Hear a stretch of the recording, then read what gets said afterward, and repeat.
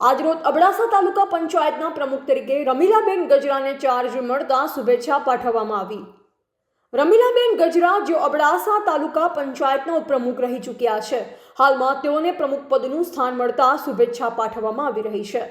ભાનુશાલી સમાજ દરેક જ્ઞાતિને સાથે રાખી અને કર્મભૂમિ અબડાસા માટે ચિંતિત ભાનુશાલી સમાજના બેન શ્રી રમીલાબેન ગજરાને આપણા તાલુકા પંચાયતના પ્રમુખ તરીકે ચાર્જ મળતા અને મહિલાને પ્રમુખ બનાવાતા સમગ્ર અબડાસા વિસ્તારમાંથી અને દરેક સમાજમાંથી શુભેચ્છાઓ આપવામાં આવી રહી છે।